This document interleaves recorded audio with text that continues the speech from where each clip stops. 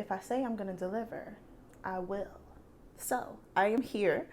2 videos in a row. Thank me now or later. It's up to you whenever you want to do that. But I'm here for another upload on this rainy Sunday where I'm at. So I hope you all are having a wonderful day so far. If you are back, welcome back to my channel. If you're new, welcome. I'm Shayna and I have another true crime case for you today.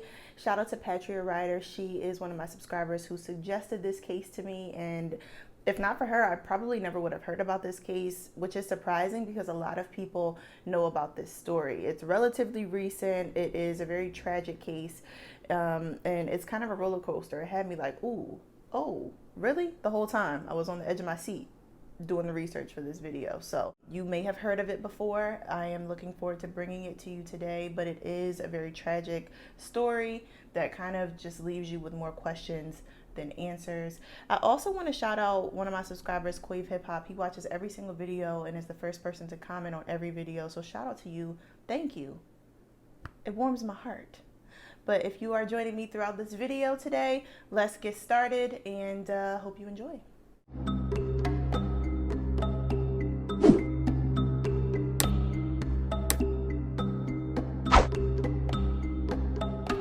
On June 30th of 1993, Heather Elvis was born to her parents, Terry and Debbie Elvis. And from the beginning, she was just described to be a very charismatic, life of the party type of girl who, when she walks in, she just absolutely lit up a room. She had huge dreams, huge aspirations. There was no goal that was unattainable to Heather.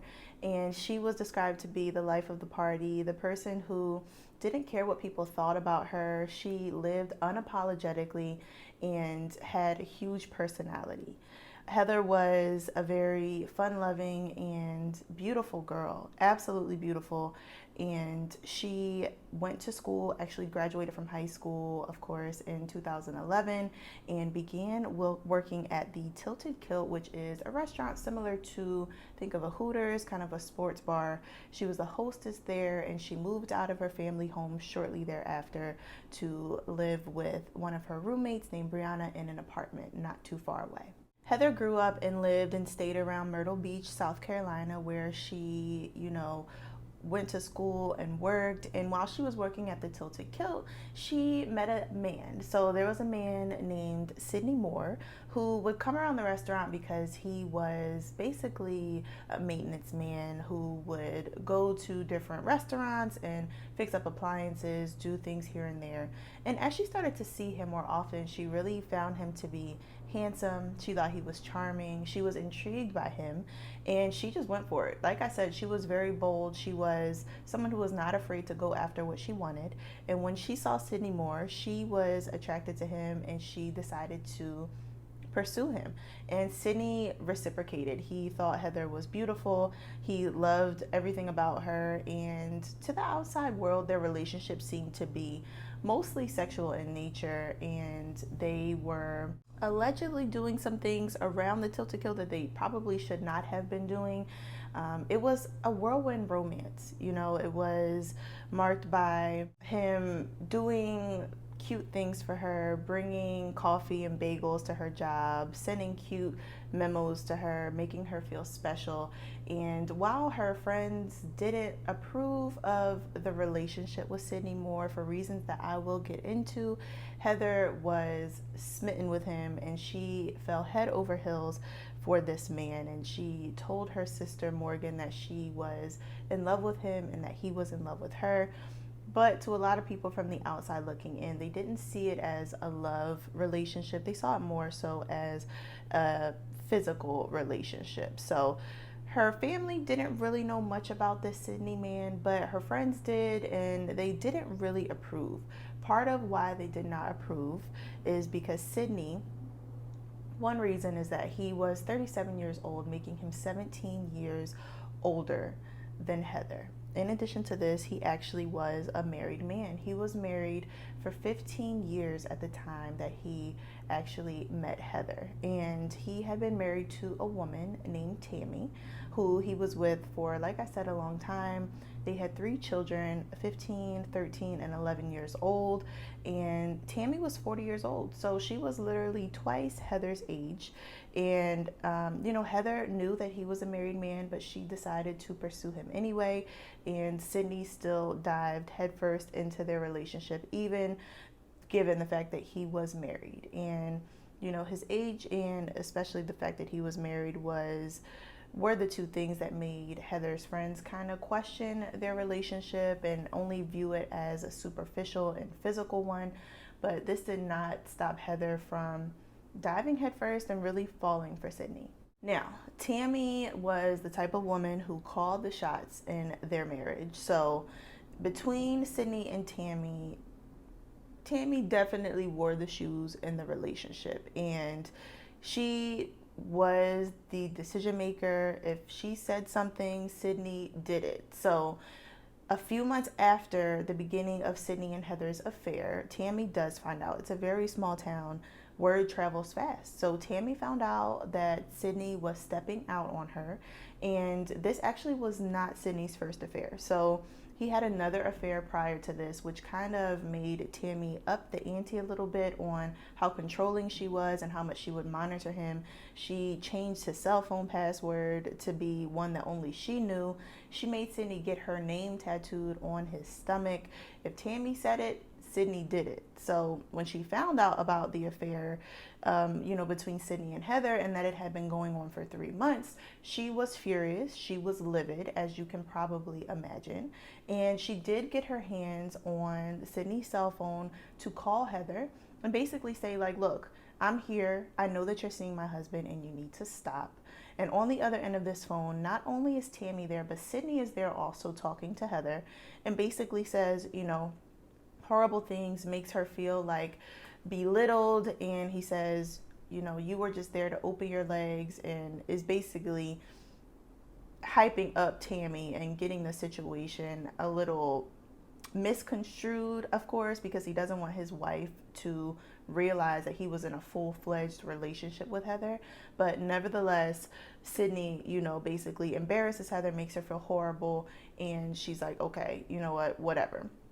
Now, Tammy doesn't stop there. So she decides that Heather needs to pay the price, and she needs to know that Tammy is watching her and that she's serious about the fact that she wants her to stop seeing her husband. So Tammy begins harassing Heather. I mean, texts, phone calls, and not just to check in and see if Sydney is with her. No, she is calling, making threats, threatening not only Heather, but also Sydney. And just very strange, erratic behavior. There was one time she called Heather 40 times in one day. Now, of course, Heather was not happy about this. She actually was really freaked out, and she was really kind of worried about her safety with this Tammy woman, because Tammy was behaving very erratically, out of character for a 40-year-old mother of 3, in my opinion. But Heather, like I said, was definitely freaked out, but she didn't just back down because she felt like she was being harassed. She felt like this was treatment that she didn't necessarily deserve to continue to go on and on and on. So she would kind of taunt Tammy a little bit. She would respond and say, why are you so worried about, why are you texting me? You need to be worried about your husband. And Tammy would respond with all types of different crazy things. She would send Heather pictures of Tammy and Sydney doing intimate things, and obviously this upset Heather. It was just a back and forth that was extremely toxic. And at this time, it's about October of 2013. Now, the calls do eventually stop, and about a few months later, it's December 2013, Heather is processing the breakup with Sydney because, like I said, they were basically in a full-fledged romance. So Heather, for a few weeks, she was heartbroken. She was really just not herself. Her friends, her co-workers, her family could all see the difference in her. So it did take some time for her to really get over it, but she does start to get out there, become her normal self again, her normal charismatic, bubbly self. And at the same time, the calls do stop from Tammy. So there's no communication between Tammy or Sydney and Heather. And Heather is, basically trying to pick up the pieces and move on with her life and just leave this mess behind her. And in December, she actually decides to go and start dating again. At the same time, Tammy and Sydney decide to buy a brand new Ford F-150, a black F-150 pickup truck, and go on a cross-country vacation where they drive all the way to California and back. It was a 3-week trip, and the purpose of the trip was to kind of rekindle their romance, re-spark that flame between the two of them, kind of build their marriage back after the discovery of Sydney's second affair. And it seemed like this is exactly what Tammy needed to get that reassurance from Sydney, and she stopped harassing Heather, and it seemed like they were on the right path, on the right track to repair their marriage. There is a boy named Stephen Schiraldi that Heather decides to go on a date with on December 17th. She knew Stephen from high school, and it was just someone that she knew from the town, and she was very excited. She was looking forward to going out on this date with him, and they actually go to Banditos is what it's called. So they go out to a restaurant, they have a great time, they have a blast, and Stephen and Heather go to an abandoned parking lot, and he is teaching her how to drive stick. He takes a picture of her driving, the pickup truck, and she sends it to her dad, and her dad is just so proud because he always wanted to teach his daughter how to drive stick. He was a little jealous, but he was also proud. And Heather it seemed like she had a good time. So late night, December 17th, early morning, December 18th, it's about 4 a.m. There's a police officer doing his normal rounds of the area, and he notices that there's a car. It's a green Dodge Intrepid that is just kind of, sitting there on the side of the road. He notices that it's there in an area that's called Peachtree Landing, that nothing is really happening at this time of night in this area, but he doesn't think much of it, and he continues his rounds. But the next day, they actually do get a report of a suspicious vehicle. They report back out, and it is the same vehicle, the Dodge Intrepid. It was reported because it had been sitting there for so long. So when the officer goes out, he runs the tag, and he sees that it is registered to Terry Elvis, who is Heather's father. And they go to his home address, and they say, "Is anyone in this household missing a car?" And Terry looks out in the driveway. It's him, his wife, and their other daughter, Morgan. And he's like, "No, not missing any cars here. What are you talking about?" And the police officer says, "Well, we have a Dodge Intrepid that's registered to you that's been sitting down at Peachtree Landing for the last couple days." And at first, Terry's like, "Oh, yeah, that's Heather's car." And the officer says, "Okay, well, let's go take a look because it's been sitting there." And in Terry's mind, he's not thinking that anything happened to Heather. He's thinking that maybe the car was stolen from Heather. And since she didn't live there, it wasn't something that they noticed because Heather had been living on her own at the time. So in his brain, his brain didn't go to, "Oh, something happened to Heather." It went to, "Oh, someone probably stole her vehicle." But nonetheless, the police officer and Terry go down to Peachtree Landing.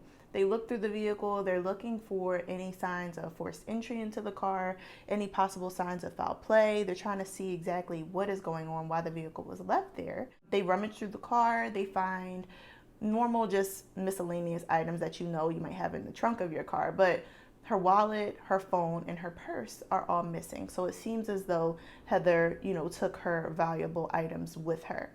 And at the same time, it hits Terry. And he's like, "Where is Heather? Her car is here, but she has all of her valuables with her, but she's not answering her phone." So her family begins blowing her phone up, trying to get a hold of her. Like, "Why is your car down Peachtree Landing?" They're trying to get her on the phone, but she is not answering any calls or any texts. And as a young woman who had her phone glued to her at all times, this is extremely out of character, and her family begins worrying right away. Pretty early on, Steve Schiraldi is cleared. It is known that he was the last person to be with Heather on the night of the 17th, but he basically tells police that, look, he dropped her off. He's able to prove that He was not with her after a certain time. His mother corroborated his story that he and Heather, after they left the abandoned parking lot where he taught her how to drive stick shift, they came back to his house to watch some movies, and then Heather wound up leaving. So he was cleared pretty early on. Now, Heather's family, they're freaking out because this is not like their daughter. They know their daughter, that she would not communicate with them. It's not something that is within her character. But police do start a missing persons investigation, and they're not really convinced that there's any proof that there was foul play. As an adult, it is possible that she could have just left, but they do recognize that some things do seem to be a little amiss. She really had no reason to be down Peachtree Landing. It wasn't a place that she frequented often, and they begin posting flyers throughout the community and really looking into what could have possibly happened to Heather. At the same time that they're doing a physical search on the ground near and around Peachtree Landing, they also begin looking for any other evidence that could help point them in the direction of where Heather might be. They gain access to her cell phone records through her father, Terry. So she was still on his cell phone plan. Like I said, her car was still registered to him. So he was able to give them access to things, which was great. So they do get their hands on her cell phone records, and they see that early morning of December 18th, late night of December 17th, after she is believed to have ended her date with Steve Schiraldi, she gets a call from an unknown number. And the number calls, the phone call lasts for a few minutes, and then she calls the number back 9 times. So police are able to trace this unknown number back to a payphone, which is a payphone that is at a gas station. So luckily, this payphone that they're able to trace back to does have surveillance footage, and they can see a man get out of a vehicle, walk to the payphone around the same time that the call came in, which was a little after 1 a.m., and make a call that lined up with the time that Heather's cell phone received the call. Now, the footage is extremely grainy. They try to enhance it and see exactly who it is, but they're unable to see who it is. But since they had just cleared Steve Schiraldi, they actually received a tip from the manager at the Tilted Kilt where Heather worked at, who kind of told police, like, look, you need to look into Sydney Moore. And the family hadn't really given police this information because they weren't keen to exactly how in-depth Heather's relationship was with Sydney Moore, so they hadn't thought to give police that information. But the manager at the Tilted Kilt, who had seen Sydney come and spend time with Heather, flirt with Heather, bring her food and different little things throughout the day, the manager was like, you need to look into that man. So police decided to call Sydney down to the station. They questioned him about his whereabouts that night. You know, he tells them, I was at Walmart. I went to Walmart with my wife, which was confirmed. And they're like, okay, well, what did you do after you left Walmart? And he basically says, you know, me and Tammy were together that whole night, and then we went back home, and that was that. And the police say, okay, did you make any stops to a payphone? And Sydney says no. And they say, are you sure? Because we have records on Heather's cell phone, and we know that you had a relationship with Heather Elvis. So there's records that show that someone made a phone call, and we believe that it's you on the surveillance footage. And this man says, maybe. He says, maybe it was me. And the police said, okay, let's try this one more time. Did you call Heather Elvis the night of December 17th, a little after 1 a.m.? And he says, yes, I did. So he was caught in a lie there. And police, you know, they're like, okay, well, what exactly did you call Heather for? And he says, I wanted to reach out to her basically to tell her to leave me and my wife alone. Seemed innocent enough, right? It seemed like that was a reasonable explanation, but police are kind of scratching their heads a little bit. And the reason that they're scratching their heads is because why did you need to call her from a payphone? You and your wife were more than capable of communicating with Heather from your personal phones. Your wife literally harassed Heather for days and days and weeks from her cell phone. So what is the reason that you went to a payphone to call her? So that was suspicious, but they really had nothing to go on to basically say for sure that he had something to do with her disappearance. Now, as police continue their investigation, luckily, after they interview Heather's roommate, Brianna, they learn that after Heather talked to Sydney from that payphone call that night on December 17th, Heather actually called Brianna, her roommate. So her roommate was on vacation, so she wasn't actually at home. But Heather called Brianna hysterically crying shortly after she talked to Sydney, and Brianna was like, what is going on? Like, why are you so upset? What happened? What did he say? I thought that we closed this chapter after watching Heather go through this turmoil and this heartbreak. Is like, no, this man is not back to destroy you again. What exactly did he say? And Heather discloses to Brianna that he called her to tell her that he loved her and that he was leaving his wife and that he wanted to be with her and he wanted to see her. So, of course, as a concerned friend, Brianna says, absolutely not. Please tell me that you are not going to meet this man. It's the middle of the night. It's after 1 o'clock. Please tell me you're not going to go meet him. And the way the conversation ended, Brianna was convinced that Heather was not leaving. She basically told her, look, I care about you. I'm worried about you. Please just sleep it off. Think about it. And then we can talk about it and you can decide in the morning, right? That was a reasonable thing. And she was under the impression that Heather was going to stay home that night and that she was not going to go leave and meet Sydney. So Sydney is, of course, looking even more suspicious at this point. 1, why did you call her from a payphone? 2, why did you lie about it? And 3, why is her roommate and one of her closest friends giving us a completely different story of Heather's account of your conversation that night? They continue doing some digging. They're still looking through the phone records, and they see that Heather made a series of phone calls to Sydney after 3 a.m. on that same night. She made 3 phone calls to Sydney. He picked up on the 4th one. They talked for 4 minutes. After this point, Heather gets in her car, and based on the GPS tracker records from her cell phone, she drives down to Peachtree Landing, where she calls him 4 more times in a row. And at this point, her phone dies, but they know that her phone and her car were located at Peachtree Landing and that her car most likely did not move again after this point.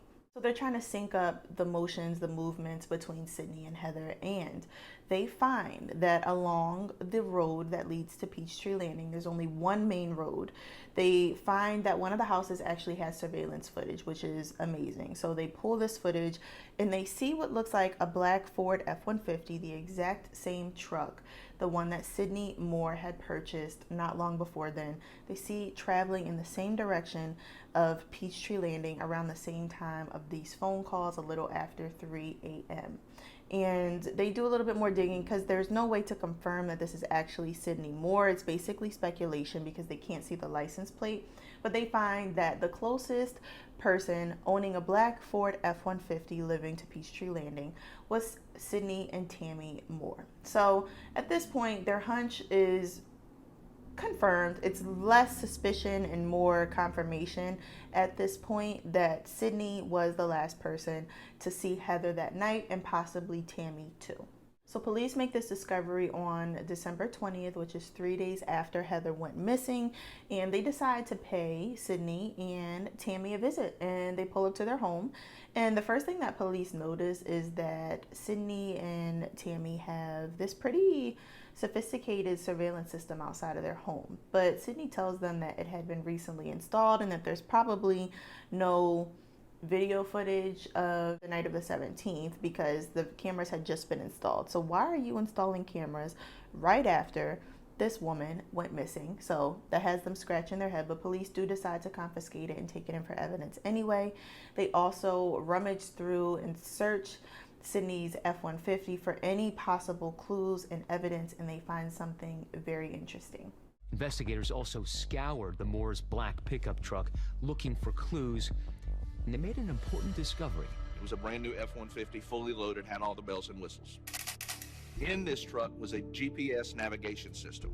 We learned that it was possible to disengage this system, and that's exactly what they did. It's like a camera SIM card. You push down, it'll pop out. When you take it out, warnings will show up all over your vehicle. So it could not have been a mistake. Now, in addition to this, you guys, they also they get their hands on the receipt of, Sydney's purchases from the night that he went to Walmart. And what do they see on this receipt? He purchased a couple things. He purchased cigars, and he also purchased pregnancy tests. So, goes to Walmart, purchases the cigars and pregnancy tests, goes to the payphone, and then allegedly, basically police are piecing together, he then met Heather. In addition to this part, I was like, what? Now, I told you that Heather works at the Tilted Kilt, and at the Tilted Kilt, they have a very specific uniform that they wear, and a part of their uniform is actually a bra that they wear. Heather was originally wearing an A cup, and they have records showing that she requested from her employer an upsize to a B cup and then a C cup, all within a pretty short time frame. And there's not many reasons why a female would need this larger size unless she got plastic surgery or she was pregnant. So that, in combination with the fact that Sydney purchased pregnancy tests, have police thinking that they have come up with a motive for why Sydney may have wanted to hurt Heather and make her disappear that night.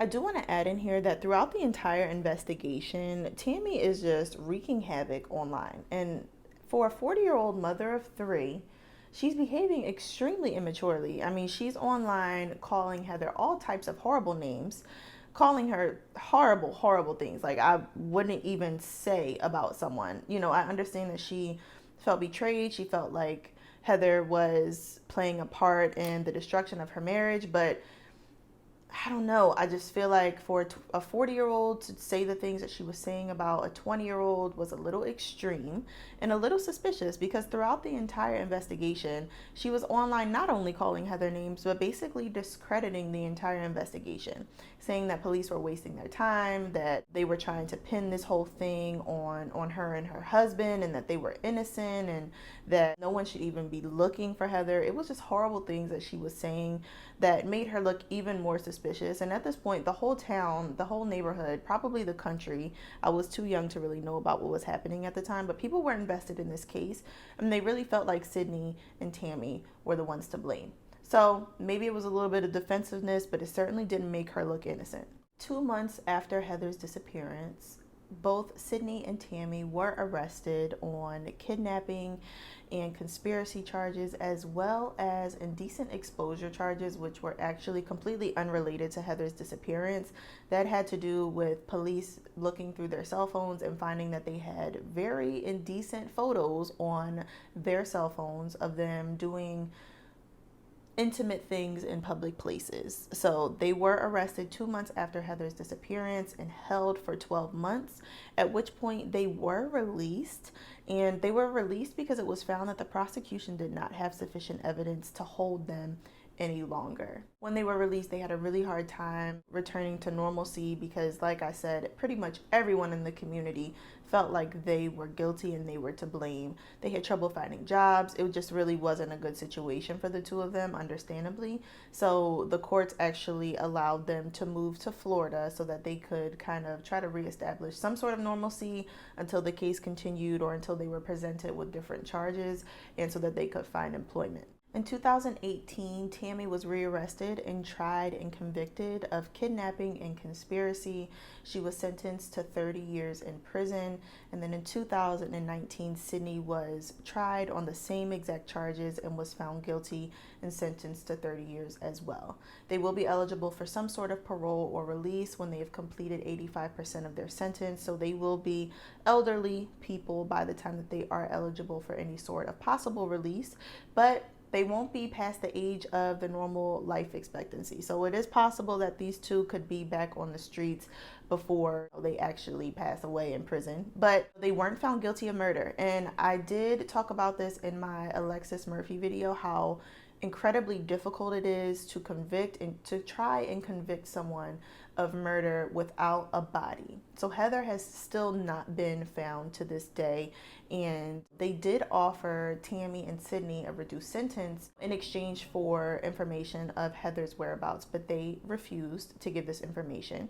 So we still have no idea where Heather is located, where her body is, and I'm sure that her remains will be found eventually. But as far as where we are right now, we have not heard any information of her whereabouts. So the two of them were never convicted of murder because they were not formally tried, because there was no body. And like I said, it's historically difficult to successfully convict someone of murder without an actual body. So I'm glad that at least they were arrested and found guilty of some sort of charges that kept them in prison, because it's like an overwhelming amount of motive in this situation. Like, the fact that they were able to see that they were traveling in the same direction as Heather, the phone calls that they made to Heather, the fact that she was probably pregnant at the time that this whole thing happened, it just makes you really suspicious of those two. And I mean, you know, I don't have any proof, but I'm willing to bet my bottom dollar that they had something to do with her disappearance. So